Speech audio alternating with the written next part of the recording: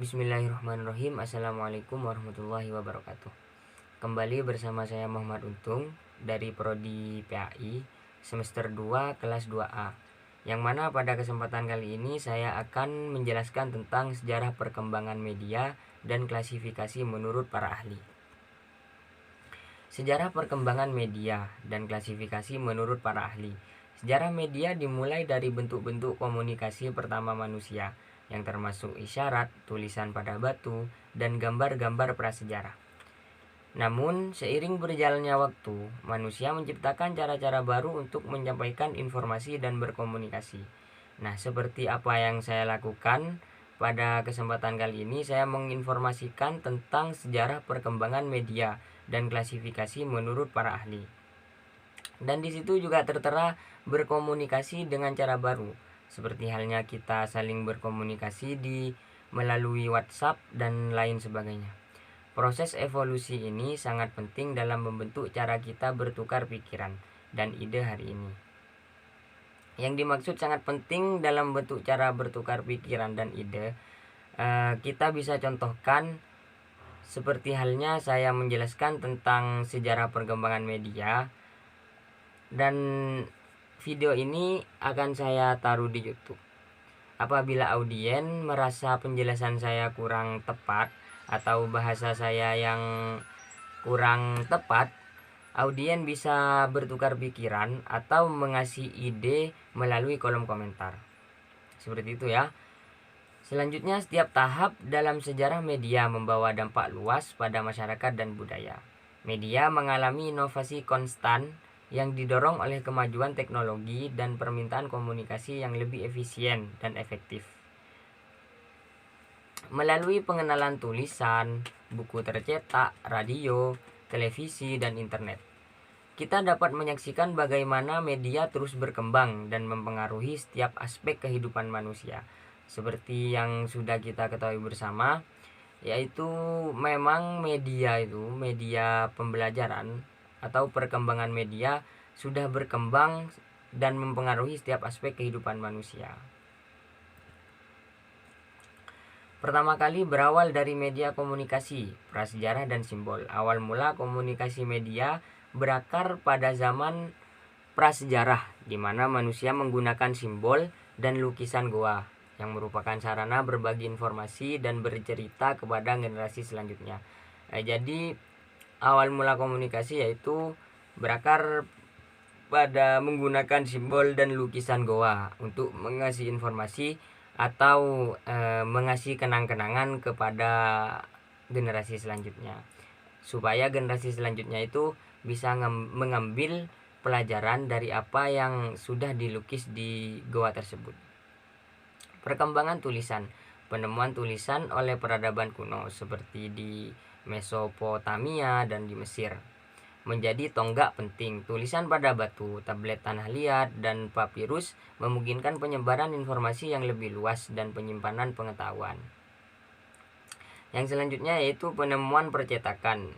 Johannes Gutenberg memperkenalkan mesin cetak pada abad ke-15. Transformasi media tersubstansi. Sistem percetakan memfasilitasi penyebaran buku dan pengetahuan secara luas dan cepat. Jadi sistem percetakan memfasilitasi penyebaran buku sehingga lebih mudah untuk memperluas dan mempercepat pengetahuan seseorang. Yang selanjutnya yaitu evolution of audio media. Yang pertama, telegraf elektromagnetik diciptakan pada awal abad ke-19 menjadi revolusi dalam komunikasi jarak jauh dengan mengubahnya menjadi sinyal elektrik. Yang kedua, radio. Inovasi radio pada akhir abad ke-19 memungkinkan suara dan musik disiarkan ke massa, membuka era baru dalam media audio. Yang ketiga, format digital. Kemajuan teknologi digital di akhir abad ke-20 merevisi media audio, mengintegrasikan sistem penyimpanan dan distribusi seperti CD dan MP3. Perkembangan media audiovisual. Yang pertama ada film. Perkembangan teknologi film memungkinkan cerita bercerita dengan gambar bergerak. menciptakan pengalaman baru dan mendalam bagi penonton. Jadi penonton itu mempunyai pengalaman baru ketika cerita tersebut diselingi dengan gambar yang bergerak. Yang selanjutnya ada televisi menjadi medium penting abad pertengahan abad ke-20 dengan memberikan konten audiovisual yang memenuhi rumah di seluruh dunia. Jadi televisi itu sudah mendunia.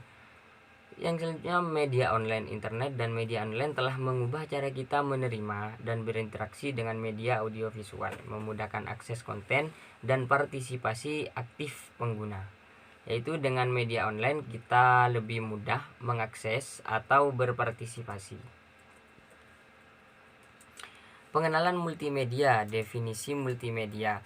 Multimedia adalah integrasi berbagai bentuk media termasuk teks, audio, gambar, animasi, dan video ke dalam medium tunggal.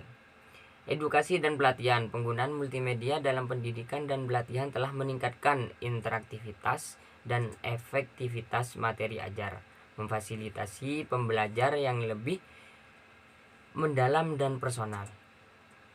Hiburan. Dalam dunia hiburan, multimedia menciptakan pengalaman yang kaya dan imersif, dari video game hingga instalasi seni interaktif. Klasifikasi media according to expert. Klasifikasi media menurut para ahli. Yang pertama, media audio. Menurut para ahli, media audio mencakup segala bentuk konten komunikasi yang dapat didengar, seperti radio, podcast, dan rekaman musik. Kalau sekarang itu sudah tidak asing yang namanya media audio seperti Sport TV. Yang kedua yaitu media audiovisual. Media audiovisual menggabungkan elemen suara dan visual, termasuk televisi, film, dan video internet. Seperti yang saya lakukan, saya sedang melakukan atau mempraktekkan media audiovisual, yang mana menggabungkan suara dan visual di internet atau di akun YouTube saya. Yang ketiga, multimedia. Klasifikasi multimedia mencakup penggunaan gabungan teks, grafik, audio, video, dan animasi interaktif untuk mengkomunikasikan pesan secara efektif.